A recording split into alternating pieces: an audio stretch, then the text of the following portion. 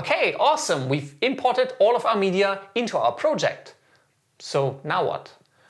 In order to create a visual effect or motion graphics in Adobe After Effects, you first need to create a composition. Think of a composition as a container for your effect. Every composition comes with its own resolution and frame rate and lots of other settings, and into that composition you can then add any number of visual elements or audio files and place them into that composition as independent layers. You can then freely rearrange those layers, overlay them, apply effects to them and animate them, and once you're happy, you can export that composition into a video file. Needless to say, the Humble composition is the fundamental building block in Adobe After Effects, but now I feel I've waffled on for long enough, so let's jump into Adobe After Effects and start creating some.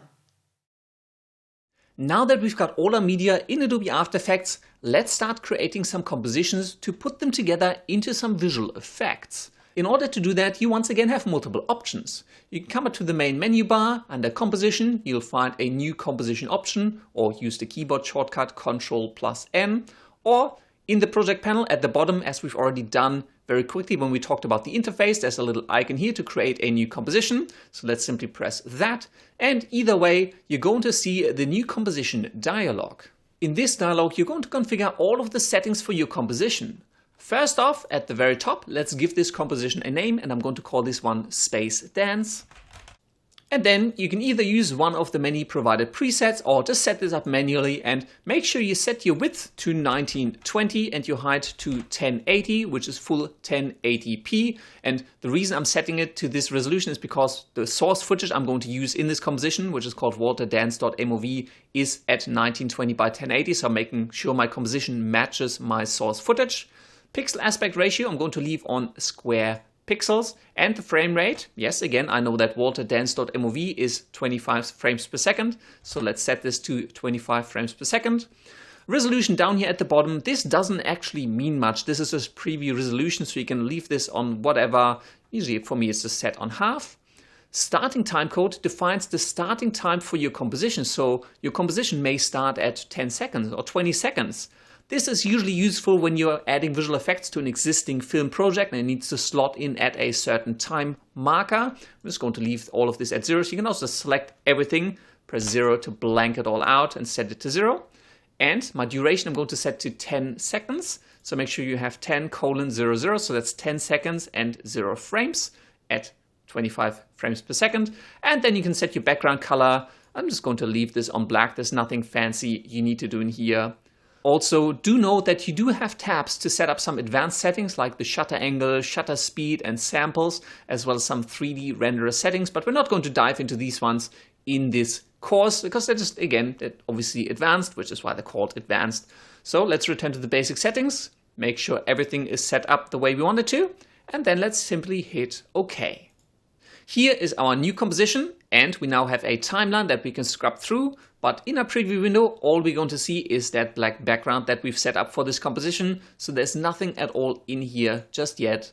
In order to add any of the elements from your project into the composition, all you have to do is simply select them. So let's select the walterdance.mov file from the project panel and drag and drop it down into the layer window on the left side of this composition here. So let's let go. And we've now dropped the Walter Dance MOV as a layer into the Space Dance composition. We can now scrub through, and this is a video of Walter going bananas. Now, when I created that composition, you may have noticed that I set up everything in this composition manually to match my walterdance.mov. With this part selected, up in the project panel, let's have a look at the information for this clip. So it was 1920 by 1080 with a square pixel aspect ratio. It's 25 frames per second. The duration didn't quite match. This clip is actually 19 seconds long. And if I scrub through my composition, up here you'll see the timeline. So there's 0, 1 second, 2 seconds, 3 seconds, 4 seconds, up to 10 seconds.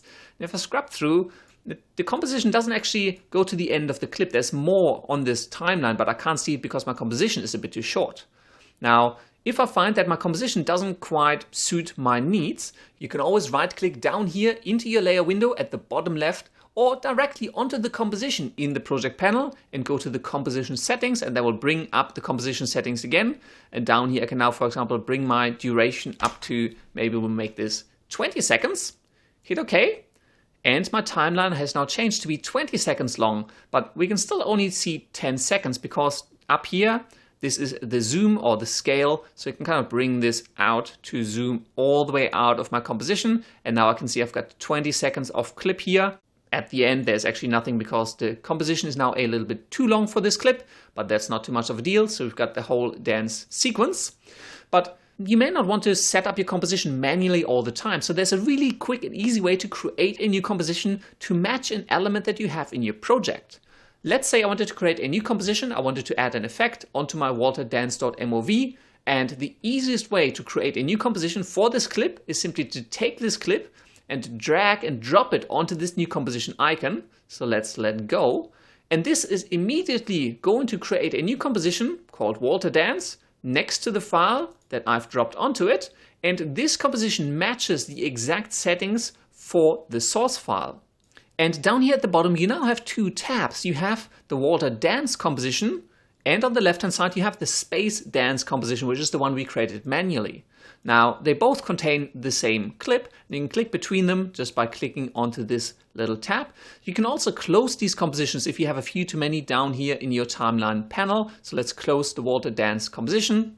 And if you want to open this composition again, you can simply double click on it in your project panel. So let's double click the Walter Dance composition.